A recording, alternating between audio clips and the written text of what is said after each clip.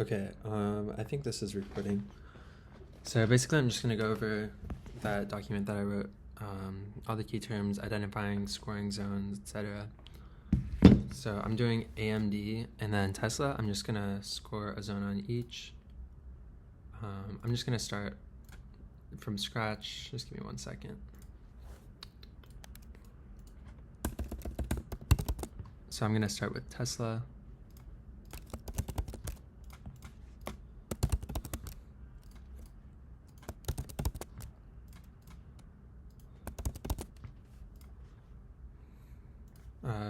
So just to start off, I'm going to get rid of all of my previous zones so I can start from scratch.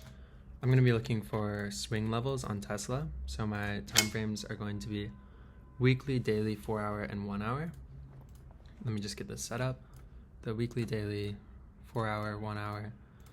The weekly won't actually be used too much. I just want to get some general information going. Let me get rid of all these zones. So I won't actually be scoring my weekly zones, but it will be important just to make sure we're trading with the trend of the market. Some essential terms to go over. First of all, basing candles. A basing candle is when any candle that wick to wick, the body is less than or equal to 50% of the range wick to wick. So for example, these 3 candles would be basing candles because the body is less than 50% wick to wick.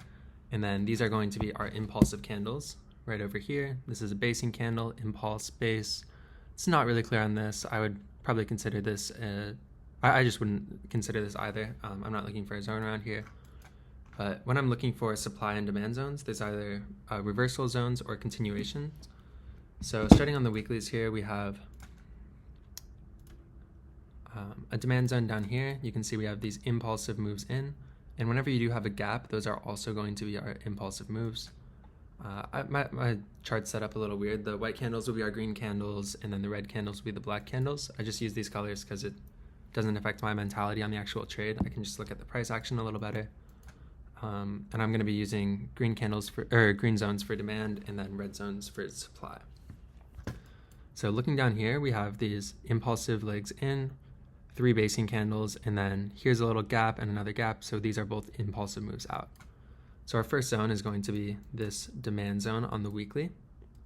To do a demand zone, it's different for supply, but for demand, it's going to be the highest body of your basing candles to the lowest wick of your basing candles. For a supply zone, it's just going to be the opposite. So looking at our weeklies, I'm just going to use the most relevant zone. Here we have big impulse down, balance, balance, balance, balance, impulse. This isn't a zone that I would score. It's just not pretty enough, but here we have this big impulse, impulse, base, impulse. So this would be a very valid supply zone on our weekly. So in this case, we only have the 1 basing candle, but if we had multiple, it would be the same way. We're taking the bottom body of the lowest basing candle, and we're going all the way up to the highest wick of the basing candle. And then I'm just gonna make this red to make it a little clearer. Take a little more off the chart. We extend this all the way over, and this is going to be our most relevant weekly supply zone, and then this is our most relevant weekly demand zone. I say relevant because it's the one that's closest to our price. If we wanted to be a little more technical, here would actually be a weekly supply that would be closer, so I guess I'll use that. We have this impulse, we have the gap, and then another impulse. We have the gap down right here. So this is going to be our basing candle for the zone. We have impulse, balance, impulse. And this is going to be a level where price is likely to reject. Just give me 1 second. And yeah, so the gaps will always be our impulsive moves. The reason supply and demand zones work is basically an order flow imbalance. When a bank is trying to put in $10 million, $100 million, whatever it is, they have these large orders that will really move the market. When you're a retail trader, you're not actually having much of an effect on the market. Sometimes a bunch of retail traders combined can have an effect, but one-on-one, like, there's generally no big effect on the market for the retail traders. So I'm looking at the zones that the banks have these big orders. The psychology behind it is basically when a bank is trying to sell or buy millions and millions of dollars of shares, there's not enough liquidity in the market at that level to actually fill all of their orders. So if we're trying to sell, 100 million shares at this level, we might only sell 20 million before we just shoot price down due to the order flow imbalance. So the reason these zones work is that when we do come back and retest this level, if there's still an excess of sell orders at this level that banks didn't get filled on their initial sell-off, they still have remaining sell orders that once we retrace to this level, price should reject. Same for demand. We have a lot of unfilled buy orders. We can see this big impulsive move out, imbalance in order flow. So if price were to come down to this level, there's likely an imbalance in order flow because all of the banks that couldn't fill their positions here would be, they don't want to fill it at these higher prices. They want to get it down at this price, even if it takes days, weeks, months, whatever it is. These zones do work on all time frames, but I do want to always identify my higher time frames and then work my way down because the higher time frames do control the lower time frames. So right here on the weeklies, this is the zones that I'm going to chart out. I could chart out up here, but I don't see a point right now because we're not going to actually get up there for a while. And then once we do, I can chart those out. Going down to the dailies here, just looking at any zones we have. We do have some zones down here. They're not very clean. Looking for a good zone, we have this impulse base candle, then a big impulse up. So here I'm just going to be drawing a demand zone. You can see price has already respected this demand zone and bounced off. Same thing up here, we have this impulsive gap up, and then we formed a supply zone. Price shot back down. We actually haven't retested that yet. I'm going to go over purity and all of that later, but because we haven't tested it, it does have a high purity. Every time we do re-enter and touch a zone, it's filling some of those orders. The only way a zone is actually respected is if there is still remaining orders. So once we actually candle close, not wick, but candle close outside of a zone. So say price were to reclaim this area, and if it were to close above the high of this supply zone, on whatever time frame I drew it on, then this would be an invalid zone. I would take it off my chart and I can no longer trade it. These zones don't work all the time, which is why they do get invalidated, but it is a pretty consistent trading method that I've been working with. So coming down here, just give me 1 second. That's how you identify the zones for demand and supply. These would all be rejection zones, not continuations. Let me find a continuation pattern. Just here you can see we have this big impulse down, basing candle, impulse. This would be a basing candle, but because there is that gap, that still would be an impulsive move. So this would be a continuation pattern. You can see price did respect this zone every time we did break below, and then we did gap above. You can see this big gap through. We'd already tested it, 1, 2, 3, 4, 5 times. We ate up a lot of those orders, which is why it wasn't respected this time. It just gapped right through. So because it gapped right through, I would be taking this zone off of the chart, but going back in time, right when this happened, this would have been a valid supply zone that I'd be looking for shorts off of as soon as we entered.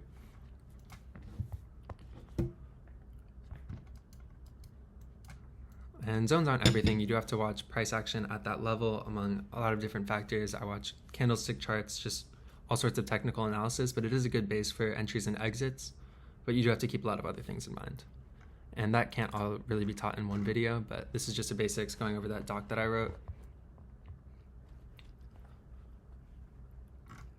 A pivot reversal zone is basically when you have, I don't know if I can find a good example on here, but it's when you have a zone that was previously used as a resistance or just a big supply zone, and if you were to have a big breakthrough, then that would become a demand zone. And that's not always true, but a lot of times to get through those zones, you have to have such an influx of buy orders to get through that supply zone that there's still leftover buy orders at that level, and that would become a pivot reversal zone, or sometimes known as a breaker block. I will let you know if I see a good example here.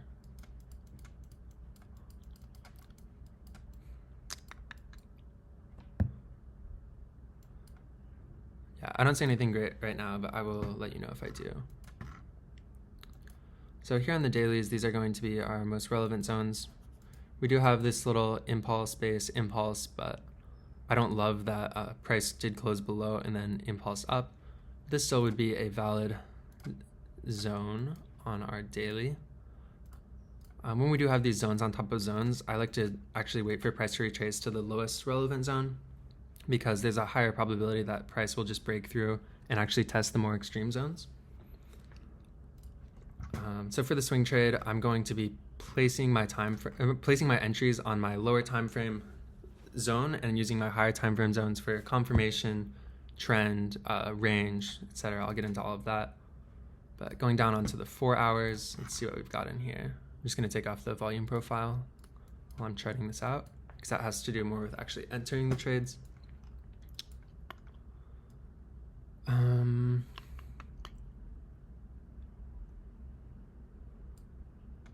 I don't love this price action, but on the 4 hour, yeah, we do have this zone that was on the daily. It's still the same zone on the 4 hour. You can see we have the lowest, or the highest body of the highest candle to the lowest wick of the lowest basing candle. On the 4 hour, we also do have this impulsive leg down, and then our basing candle and an impulse up. So this would be a trade that I'd be willing to take right off of this 168.69 level on our 4 hour. That would be for a longer term swing, but for just our regular couple day swing, I'm actually going to be looking at the 1 hour chart. But when we do have multiple zones on top of zones, it just does add to the probability that it will be respected. So if we have a 1 week supply zone on a 1 day supply zone, and within that there's a 4 hour and a 1 hour, it just completely adds to the probability that it will be respected. As far as scoring zones go, I have a 20-point scoring system as well as one additional bonus point. So the bonus point would only happen if you do have the multiple time frame correlation. So you have a zone on a smaller time frame, which is within a zone on a larger time frame. So if I were to trade this demand zone, I would have an additional bonus point because we have our 4 hour demand zone within our 1 day demand zone from over here.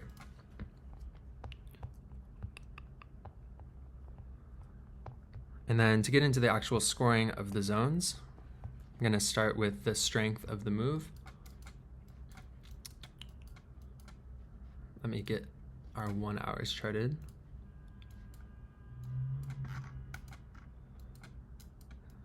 So on the hourly, you can see over here we have this impulse, then we have 3 basing candles, and our impulse out. So this will be the zone that I'm likely actually going to be grading. Not that it's necessarily a good zone, but it'll just be easy to explain. So here we have our impulse, 3 basing candles, impulse out. What I like to measure is first the strength of the move. So here we have this big impulsive leg in, 3 basing candles, impulse out. So if this impulse out were to be more than 2 times of the range of the basing candles here, so you can see I have this zone. I'm just going to copy it and then paste it. If our impulse out, this impulsive candle here, were to have closed below, it doesn't have to just be one impulsive candle, but because we do have this basing candle here, this is the end of our zone. But if we did have impulsive candles leading all the way down and closing outside of this 176 area, then we would add 2 points to our strength. But in this case, we can't add anything to the strength as far as that goes, because we did just get less than one range here. We're looking for 2+ to get the +2 points on the strength. Strength is measured out of 4. We also have, if the impulsive leg out is bigger than the impulsive leg in, that's another 2 points. So in this case, for strength, we would get a 0 out of 4 because the impulsive leg out is not bigger than the impulsive leg in for our 1 hour zone. So I'm just going to write that down over here. So the strength on this zone is the one that I'm scoring, is going to be 0 out of 4.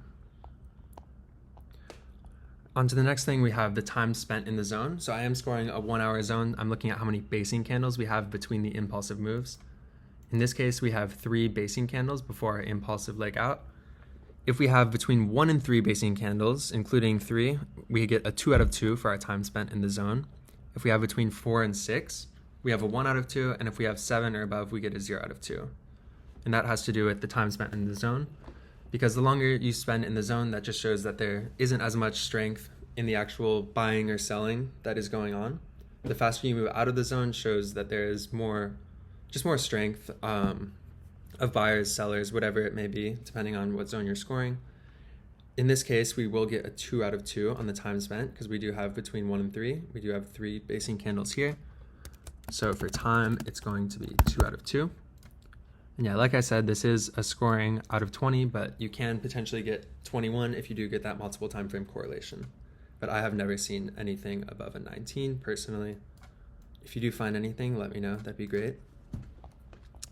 So purity is going to have to do with how many times the zone has been tested, because every time we do touch it, it does eat up some of those orders. So the first time we touch the zone, if I'm looking for this zone, I can already tell off the bat we're going to get a 0 out of 4 on purity because we have multiple hits. To get a 4 out of 4 on purity, you have to not have hit the zone at all. So before this was hit over here, let's say, Friday, May 10th, this area here, this would have a 4 out of 4 on purity. Once this hit, because it didn't penetrate more than halfway through, you can see we only wicked in a little bit and got rejected. Now the purity on this zone would become a 2 out of 4 because we wicked in, but we didn't go past 50%. If we were to go past 50%, we would get a 0 out of 4 on purity. And also, once we have multiple hits on the zone, we get a 0 out of 4 on purity. So this zone has been hit 1 time, 2 times, 3 times. Because it's been hit 3 times, we're going to get a 0 out of 4 on purity.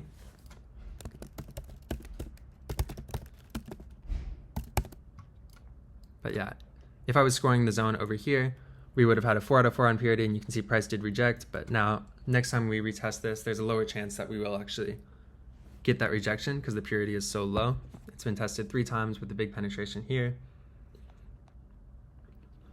Range is going to have to do with our higher time frame. So on the higher time frame, where is this? For this case, it's going to be the 1 day. The weekly I just used for some confirmation, but for swing trades, my lower time frame is going to be 1 hour, intermediate time frame will be 4 hours, and then higher time frame would be the 1 day chart. So I'm going to look at our most recent, well, not recent, but closest to the price, demand zone versus supply zone. This is an impulse out. This is an impulse in with our basing candle. So I guess I should have drawn that, but we have not a pretty supply zone or a demand zone, but we do have a demand zone here.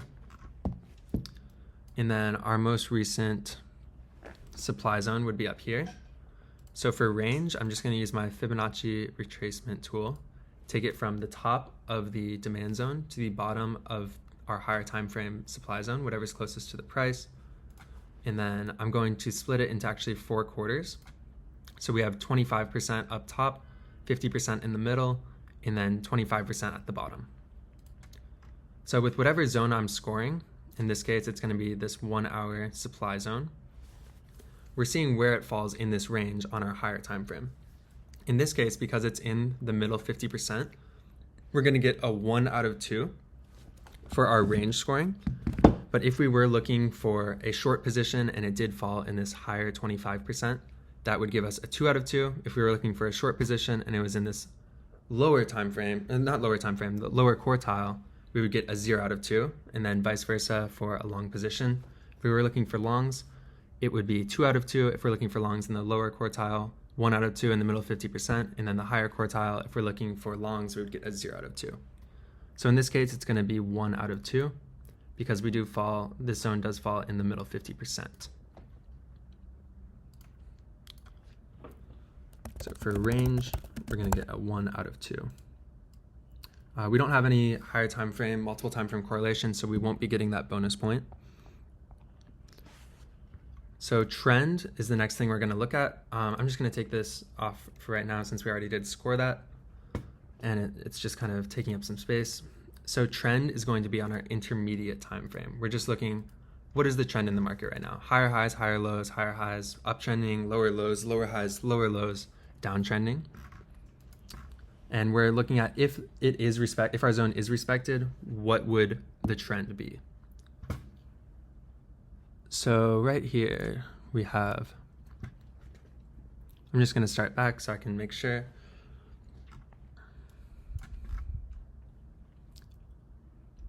I'm just going to start from here.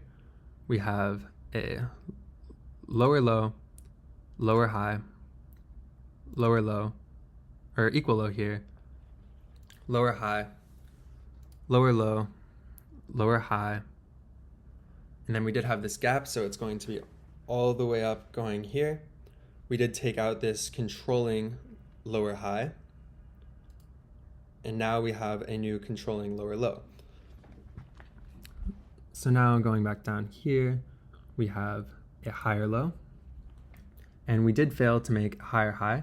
So because this is our controlling higher high and this is our controlling lower low, if this zone were to be respected, we would be in a technically consolidating market.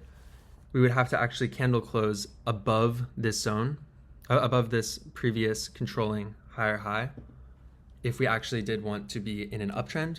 Right now, if this zone were to be respected, we would just be in a consolidating market. We don't have a clear direction. Just so that you understand correctly, even if we were in here making higher highs, higher lows, higher highs, this is not an uptrend because we would have to break above the controlling higher high to make a new controlling lower low. This would all be consolidation because until we make, a higher high, this is not our controlling lower low. This would be our controlling lower low down here. So this would all be consolidating market. If we were to get a break above here, our most recent low, this would become our controlling higher low. I hope that makes sense. I'm sure you might have some questions on that. It's a little confusing, so just ask me. I'm also not sure if I completely explained that correctly or just in a way that was understandable. All right, so back to the scoring. We got a 1 out of 2 on the range. 1 second. And then for the trend, because we are in a consolidating market, we don't have clear higher highs and higher lows. We weren't able to break past this controlling higher high. We would get a 2 out of 4 because we don't have a trend in the market right now. We're consolidating if the zone is respected. So we would get a 2 out of 4. If we were to be trading with the trend, for example, if we were downtrending and we were looking for a short position, we would get a 4 out of 4. And if we were trading counter trend, so downtrending but looking for longs, we would get a 0 out of 4, or uptrending and looking for shorts, 0 out of 4. If we were uptrending and looking for long positions, when our zone is respected, that'd be a 4 out of 4. So in this case, because we are consolidating, it doesn't matter if we are looking for longs or shorts, we are going to get a 2 out of 4. So for trend, 2 out of 4. The next thing we're looking for is risk to reward ratio. So I'll go over entries in a second, but just so I can get this scored, I'm going to, basically because we don't have the purity that we're looking for on this zone, I would wait for a candle close outside. Here, I'm going to go back to the 1 hour. Before I actually entered this trade, I would look for the candle to close outside of the zone, and then I would calculate my risk to reward if I were to enter there. But because it already has been touched multiple times, I wouldn't enter as soon as we touch the zone. I would wait for a candle close outside of the zone. And that does mess with our risk to reward a little bit. We would get a worse entry, but we're just looking for that confirmation that the zone is still being respected. If it hadn't been touched at all, for example, for this first test, I would enter as soon as we touch the zone, my stop loss right above the zone. So let's say we're not scoring it over here, but we're scoring it before this move happened. As soon as we touch this, I would be entering I would be entering a short position with my stop loss right above, a cent or two above our zone, and I would be targeting all the way down here because this would have been our most recent 1 hour demand zone. It's no longer a zone that I'm looking at, but this would have been what I was targeting. We have a, what is this, 4.44 risk, or 4.59 risk to reward. Scoring for risk to reward for 1 to 3,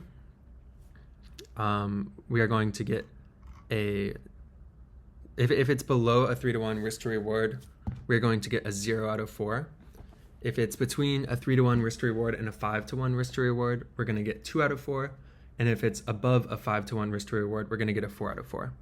So if we were to have been scoring it over here, we would have had a 2 out of 4 on risk to reward. Because we're actually scoring the current time, it's hard to completely calculate it, but let's just say the candle were to close right outside here, stop loss right above.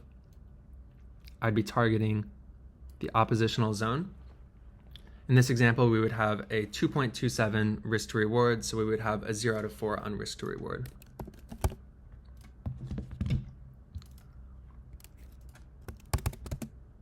But yeah, over here, we would have had a 2 out of 4 risk to reward. If it was above 5-to-1, we would have had a 4 out of 4 risk to reward.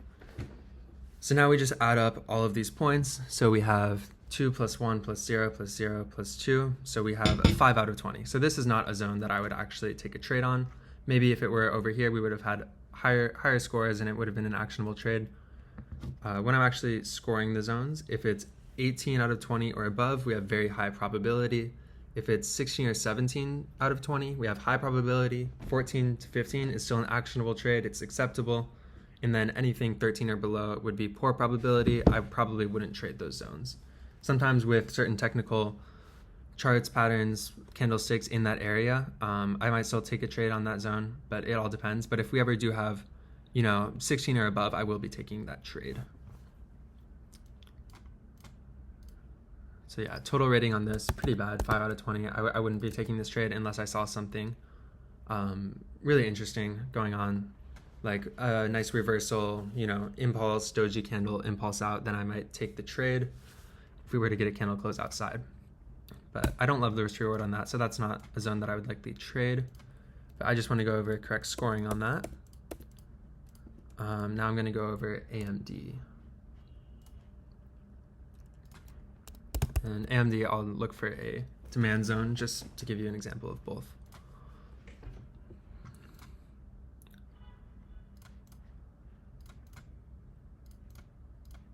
And yeah, you don't have to do the weeklies. I just like to get a general picture, but you can just do daily 4-hour and 1-hour for our swings. Right now, I'm just going to take all of this off so we can start fresh, score it from scratch.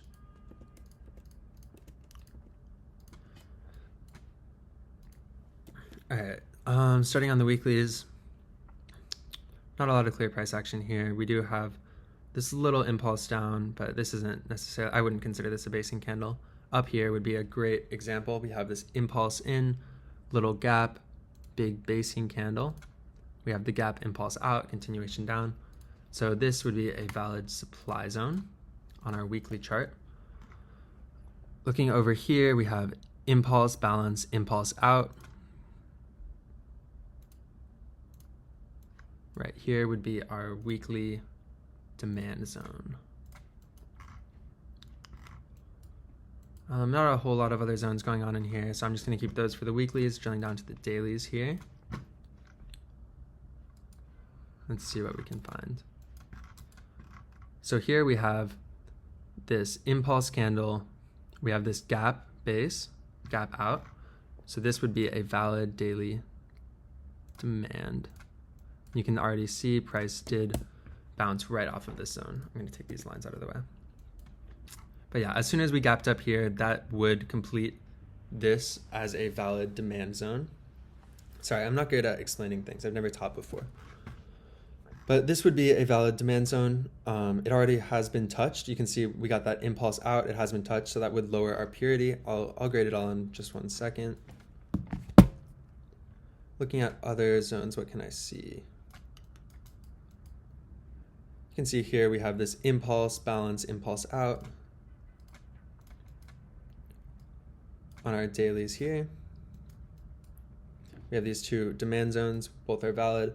We do have this impulsive move, but this is not a basing candle, so this would not be a valid zone. This is just an impulse, impulse, impulse into this basing candle. So looking for some, and for example, I would never score a supply zone over here if price is above that, because once price closes outside of a zone, the zone does become invalidated because there's no longer those existing orders at that level. So here you can see we do have this little these two basing candles, but then this little gap here, and then a gap down. So we have an impulse, balance, impulse down. Here is going to be a valid daily supply zone. You can see we already did get one test here. Going over, it looks like we might test that shortly.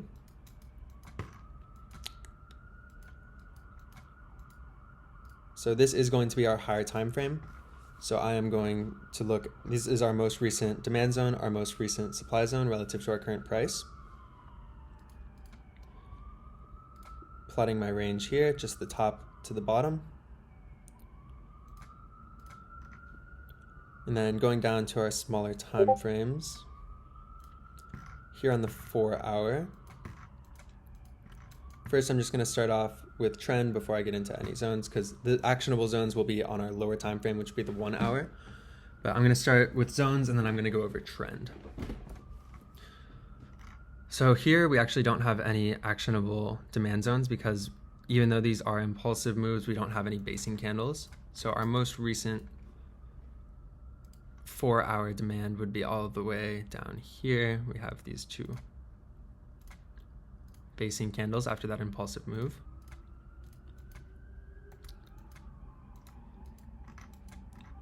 So this would be our most recent 4 hour demand. And then as far as supply above here, we do have this impulse up, base, impulse down. So this would be our most recent 4 hour supply.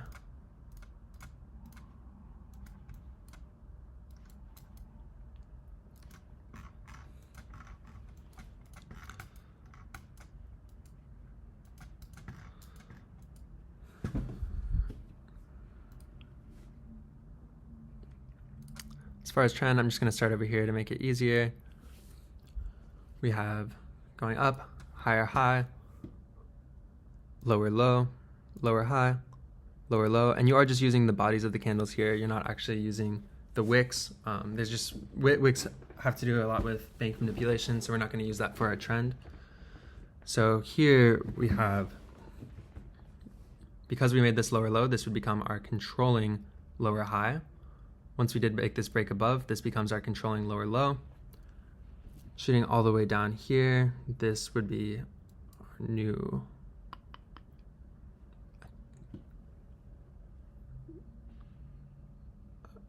all the way down here. We have the sorry, I'm tired right now. Lower low. So we have lower low, higher high, lower low. This is not a clear trend right now. Lower high. Once we do make this lower low, now we are in a technically downtrending market at this point, but then we do get a big push up, higher high. This becomes our controlling lower low, higher low. It's not our controlling higher low until we break above, but once we break above here, now you can see we have higher highs, higher lows, higher highs. So we are in a technically uptrending market. So I'm going to be looking for long positions because I do want to trade with the trend. Not necessarily that I can't, but I also want to score a demand zone for you guys. Gonna extend this over so it's not in the way.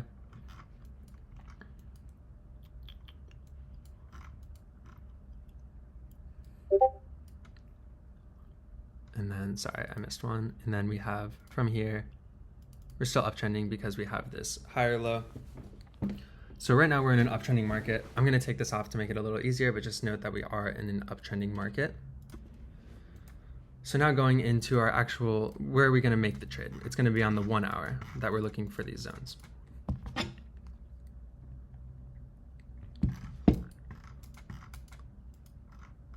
On the 1 hour here, you can see we have this big basing candle, another basing candle, impulse out. So we have our impulse, basing, impulse out. I don't love this price action, but it is a valid zone.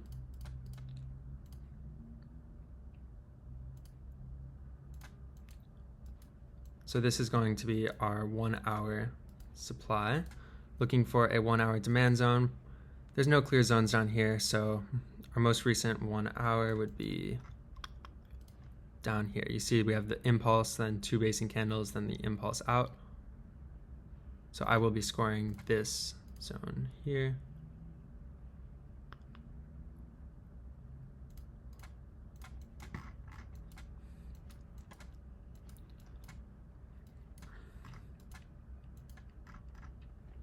So because I'm scoring this 1 hour zone, which actually does fall outside of our daily demand, I'm actually going to redraw our range on that to be whatever the next zone would be on our daily, which would be, where is this?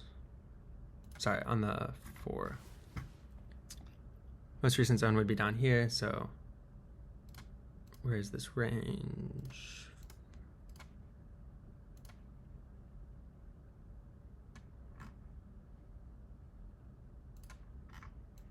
Yeah, sorry about that.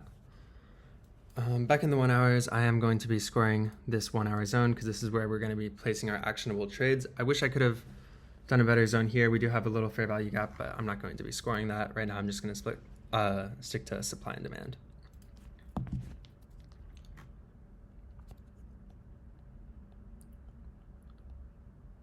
I just want to make sure I'm doing this in the same order that's in the document so that you guys can follow along. For the strength of the move, we do have this impulsive leg in, 2 basing candles, impulse out. The impulse out isn't as strong, but we do have the impulse here and then this big gap. So because the impulse out is more than 2 times the impulse in, we are going to get +2 to the score on strength.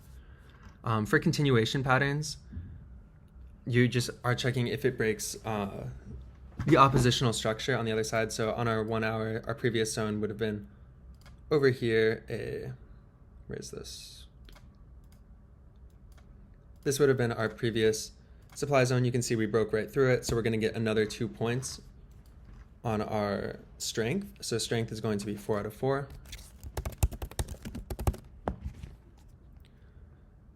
What's next in here? We have time spent. Here we only have 2 candles, so that's going to give us a 2 out of 2 for time spent. Purity of the zone, it hasn't been touched at all, so we're going to get a 4 out of 4 on purity. Range, we are in the middle 50%, so we're going to get a 1 out of 2.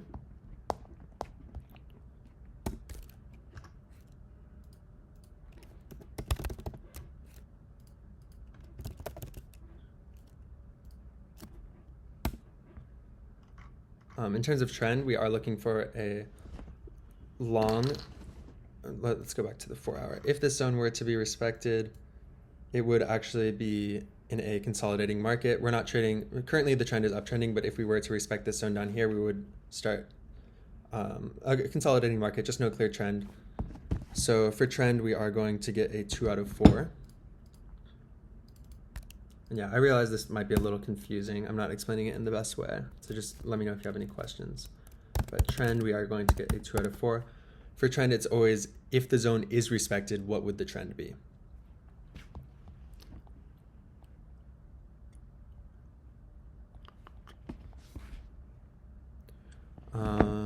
Here we are.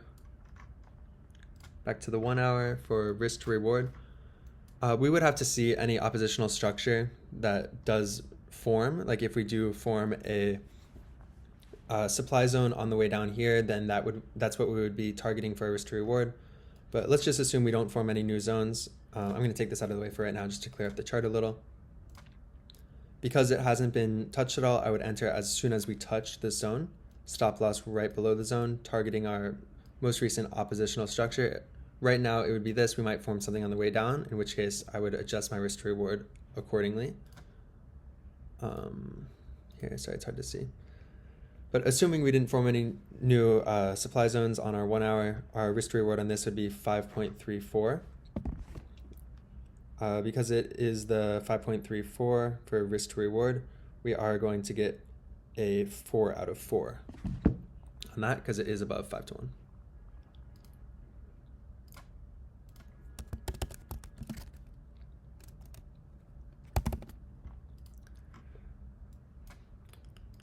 In terms of multiple time frame correlation, nothing clear, so we don't get the extra point for multiple time frame correlation, but this is a very nice zone. I do like this zone here. The only thing I'd be worried about is if price is coming down. We do have another demand zone right down here. And when we do have two demand zones close to each other, price is likely to respect the second zone a lot more than the first zone, so we might break right through. That's something to keep in mind. But so I'd watch price action around this area. I'd still take this trade. I do like this impulse up, and then this big impulse out. So this is a trade I'd be willing to take if we could get long position off of the 115 or 159.15 with a stop loss at 158.39, and then targeting whatever the entry is, the beginning is of our oppositional zone. You can also look at fair value gaps as oppositional zones. It depends what type of trade you're looking for. But in this case, we do have a fair value gap here. So if we were to retrace, I might be targeting this zone instead. I usually would only target fair value gaps or supply zones for my actual calculating risk to reward. But I can't fully score that right now. I'd have to see once we actually test this zone what the most recent oppositional structure is. I believe that is everything. I went over entries. If it's been touched before, then you have to wait for a candle close outside. If it hasn't been touched, just as soon as it touches, we would enter. Either way, a stop loss right outside the zone, targeting oppositional structure. So things to remember: wicks do not break zones. Only candle closes outside. So a zone would not become invalid. It wouldn't be invalidated until we actually candle close outside of the zone. Another thing, you can't just use this as a, this is how trading works. There's a lot more to it, but this is definitely a good foundation, good start. You have to pair it with a lot of other technical indicators. You want to make sure, there's not earnings right before you take a trade. Just stuff like that. What else is there?